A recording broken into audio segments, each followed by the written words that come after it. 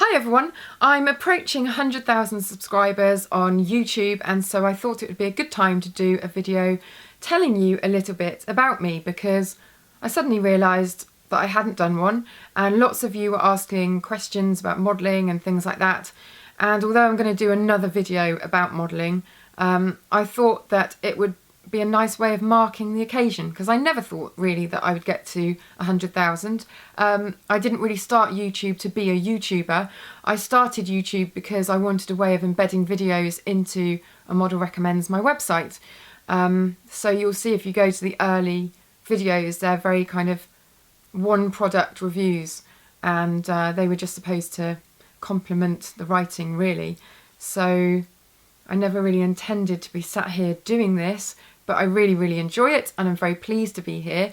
And I thank you for all of your support and your wonderful comments and everything, and your emails and your Facebooks that you leave me. It's really lovely. So very pleased to be sat here on the approach. By the time this goes up, maybe it'll have tipped over 100,000, I'm not sure. But feeling very kind of excited and happy and proud. So thank you very much. This video is called Not the Average Model because it's supposed to be a bit of a joke. I'm in no way suggesting that I'm an above average model. It's more because people have got a stereotype when they think of models, and I find it quite frustrating. So in this video, as well as telling you a bit about myself, I wanted to address a few of the commonly asked questions and myths. So a bit of an all-round informative video. Okay, that's enough chit-chat about nothing. Let's get on with some stuff about me. So firstly, age. I was born in 1980, which makes me 32 years old, 33 in November, which makes me quite old for a model actually. So here it starts, not the average model. Most models are in their 20s, really.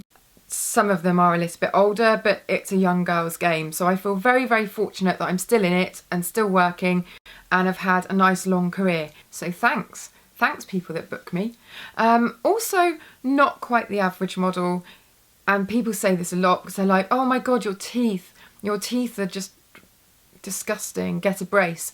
My teeth have always been like this, and I did have a brace, but if you've got that thing up there, which I think is called a diastema or something, you have to have that removed and then closed together. And I have seen a lot of people over the years about it, but I'm happy with my teeth. I get booked a lot because I've got a quirky look, so it doesn't bother me. So people can say what they like. It really is seriously water off a duck's back. So kind of a quirky look, gap in my teeth, and I'm not that tall. I'm 5'8", and most models these days are kind of 5'9", 5'10", and I'm not super skinny. So always did all right for lingerie jobs in that respect, but I'm not kind of, I don't want to say blessed, because I don't think it's necessarily a figure to be blessed with, to be kind of straight up and down and that androgynous look at all.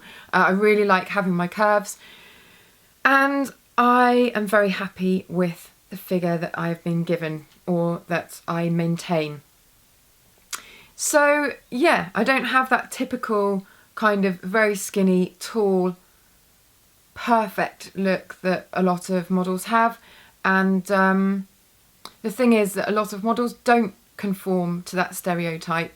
There are a lot of different models out there, and most models who do quite well don't look perfect in real life. They look quite quirky, and if you saw lots of the people that are, you know, at the top of their game today in the modelling industry in real life, they don't quite look as pretty, let's say, as you'd think that they would. They're very beautiful girls, but they don't conform to that kind of typical ideal of beauty. Now, I started modelling when I was in the second year of my law degree. I'm going to do a different video about this. I got kind of snapped up by Models One in London because I'd entered a competition that they were doing. And as I said, I'll put another video out about this because it's too much of a long story. So that means I've been modelling for nearly 12 years. I never went back to finish my law degree because I was having, quite frankly, too much of a good time. But I did go back to a different university, and I did English literature and got that degree. And now I'm doing a master's degree in creative writing. So I have always kind of kept up something else. And I do think that's important. If I say one thing about modelling, never make it your plan A. Your other plan should always be plan A. Modelling is plan B, and you do as much of it as you can, but you know, stay in school, stay in college, or whatever it is that is your other dream, kind of put more effort into doing that than the modelling in a way, because modelling will almost kind of sort itself out if it's going to happen. I mean, you have to put the time in, you have to do the castings, and you have to do the travelling.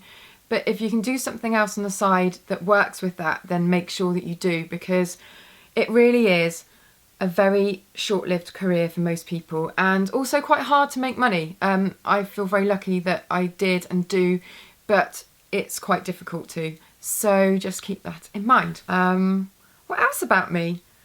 I'm married. So we do stuff together. You'll probably never see my husband on a husband tag because he absolutely hates being on camera. I mean, to the point where I'd have to cosh him over the head and put him on camera.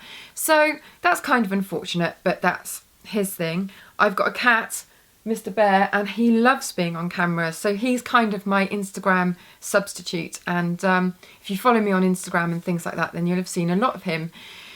And I'm kind of semi-obsessed with both of them. I like cooking. I'm actually quite obsessed with eating. Not in the way of like I like to pile junk food down myself. And if you've watched my previous videos, you'll know that.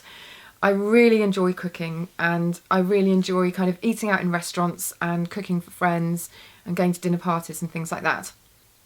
I'd probably say actually that is my main hobby. If you're allowed to have eating as a hobby, then that's it.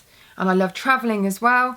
I travel a lot. I travel a lot for work, and have travelled everywhere in the last 12 years. So again, feel very kind of fortunate that I've had the opportunity to do that. Really what I should have done is done a Twitter thing and said, ask me your questions. But I didn't. And here we are, sat talking to the camera, and I suddenly feel very camera shy. Which I can't, because I've got to finish this video because I'm actually off to start London Fashion Week. London Fashion Week starts properly tomorrow, and I'm covering it for Triumph Lingerie, so I'm doing their Twitter and Instagram and things like that. So that's what I'm off to do, and we've got a meeting in about an hour and a half. So really I should turn this off, edit the film and get it up. I tell you what we'll do is we'll do a second part to this.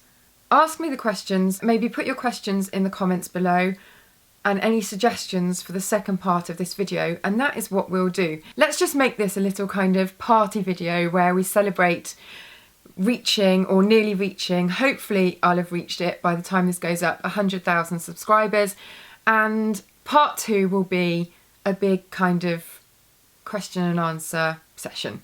Okay, how's that? Ooh, I like it when a plan comes together. Okay, I'm going to turn this off now. Again, thank you so much for all of your support and for subscribing and for leaving really quite beautiful comments. I appreciate it a lot. And here's to many more videos, and I shall see you next time.